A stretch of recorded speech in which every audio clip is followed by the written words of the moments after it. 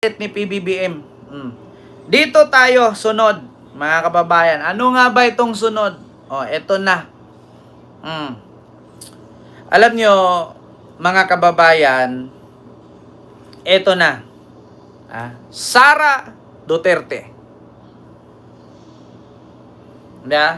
Sara Duterte, mga kababayan, napuna ng netizen. Alam mo, sa totoo lang, Rodrigo, lahat ng pangalan Rodrigo, kriminal. Yung ibang Rodrigong nakilala ko, nakulong. Ayun, namimilipit na sa kapayatan, mamamatay na. So ito mga kababayan, sunod, Sara Duterte, napuna ng netizen. Ano nga ba ito, mga kababayan? Si Sara Duterte, mga kababayan, mas marami pa ang international flight or trips kaysa kay PBBM. Ito mga kababayan. Basahin natin sa Pilipinas Today Post. Sabi dito, nabanggit sa press briefing ng Malacanang ngayong Miyerkules, August 20, na mas marami na umanong ang bansang napuntahan ni Vice President Sara Duterte kumpara kay Pangulong Ferdinand Marcos Jr. Kaya alam nyo, sa totoo lang, ngayong 2025, sa totoo lang mga kababayan, palitan na lang kaya natin itong pangalan, Sara the Explorer. Sa loob lamang ng ilang buwan ay halos 7 bansa nang napuntahan ng Vice President mula noong Marso nang maaresto ang kanyang ama na si dating Pangulong Duterte at ikulong sa International Criminal Court or ICC sa The Hague, Netherlands, kung saan siya madalas pumunta. Samantala, nasa halos 5 bansa pa lang ang bansang napuntahan ni Pangulong Marcos sa loob ng kalahating taon para sa kanyang mga state work visit. Kita ninyo, mga kababayan? Tanungin ko kayo, mga kababayan, nakasaad din po ba sa konstitusyon ng Pilipinas na ang Vice President magagala?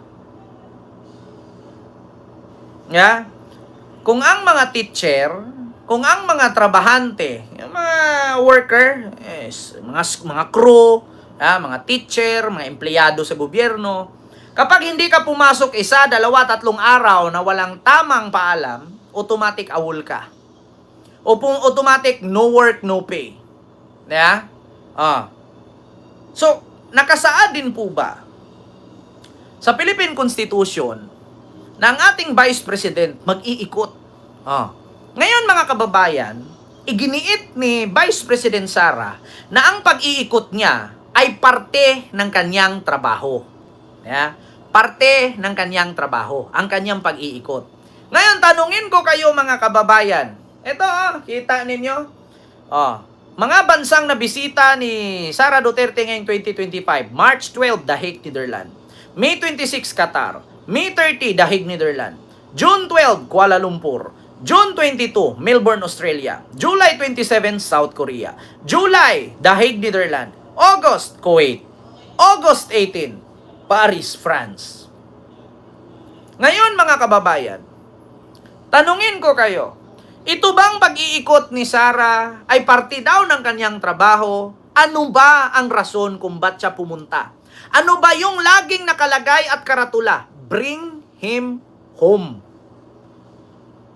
So, parte ba ng Pilipinas o trabaho bilang Vice President ang sariling problema ng pamilya?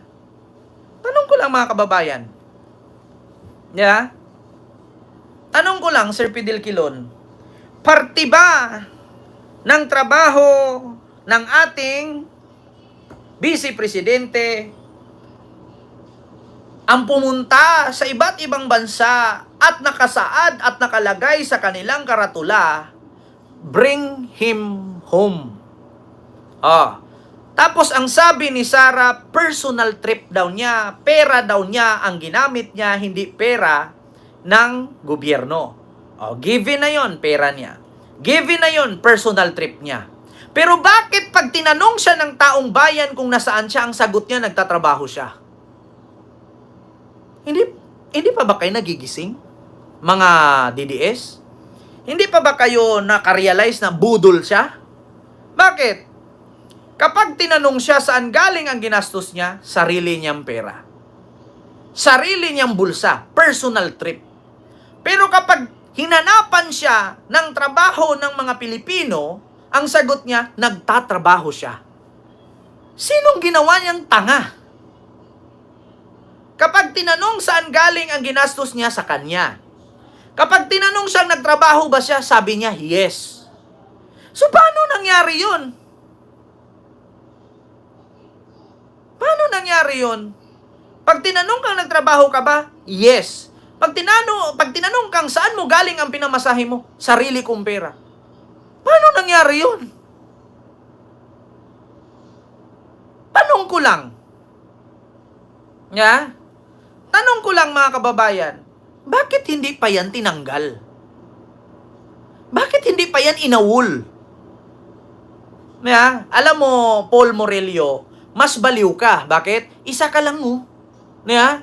Tandaan mo, walang makakatalo sa DDS kasi ang mga DDS, bobo, tanga-tanga, uto-uto, inutil, hampas lupa, mahirap, pangit ang lahi. 7 ang definisyon ng mga DDS. Yeah? Dagdagan nyo pa ng isa. Ano? Baliw. Yeah? O, ganun yun. Raulo. Ha? Raul. O, full. Raul Murillo. Yeah? Opinion mo lang yan. Walang opinion sa akin. Totoo yan. Saan ka nakakita ng DDS na may utak? Yeah. Walang opinion sa akin. Totoo yan. Literal yan. Saan ka nakakita ng DDS na hindi makapal ang muka? Tignan mo si Harry Roque. Hindi invited. Inubos yung humba. Saan ka nakakita ng DDS na hindi makapal ang muka? Tignan mo si Sara. Vice President daw siya. Pero wala siyang ginawa. Diba? Saan ka nakakita ng DDS na hindi makapal ang muka? Tingnan mo na, nakulong na lahat si Digong doon. Kalibugan pa rin yung naiisip. Di ba? Ganun yun. Tingnan mo, nakulong ka na lahat. Ang iniisip mo, yung 13 kong girlfriend. Putang ina. Di ba? Diyos ko, kapag na-real to ka, sasabihin mo, DDS ka ba? DDS lang naman, nagre-react ng ganyan sa akin. So, anong grupo ka? Kakamping ka? Walang kakamping na bubo mag-isip. Paul Murillo, walang kakamping na bubo mag-isip. O, tignan mo, sasabihin mo, bangag. O, sino ba yung madalas magsabing bangag? Di ba DDS na bubo? Yeah. Diyos mio, Marimar.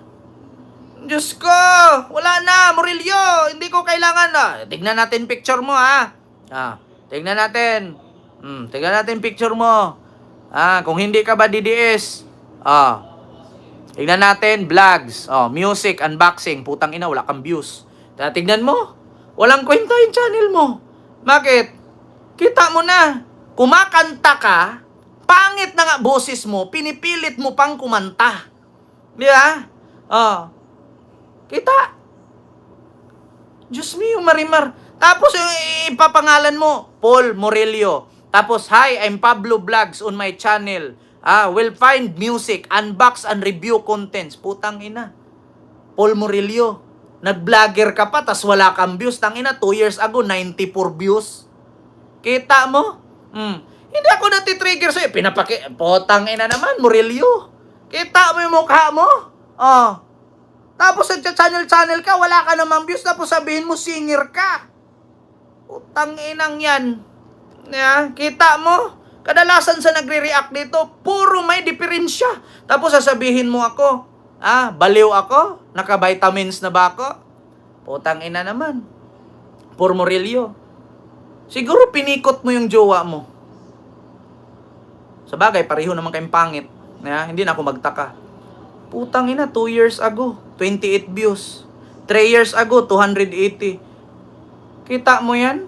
Gusto mo ma-promote? Promote kita. Down mo yung channel mo dyan. Malay mo, may mag-subscribe sa'yo.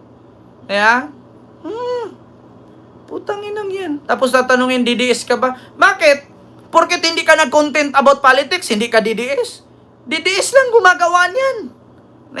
DDS lang yung bobo. Yung hindi mo alam yung pinag-uusapan, biglang susulpot at magre-react. Ganyan ang DDS. Ba't ako iiyak? Paul Murillo. Araw-araw ko itong ginawa. Gabi-gabi akong nag-live. Yeah? Ba't ako iiyak? Tingnan mo nga yung mukha mo, kaiyakan ko. Bakit namatay ka ba? Diyos mio, Marimal, Paul Murillo, hindi ka dapat kaiyakan. Yeah? Iyakan mo yung sarili mo. Nagcha-channel ka, tas wala kang views. Tang ina. Nga. Yun lang, mga kababayan. Ito pa yung sunod natin pag-uusapan. Ito pa.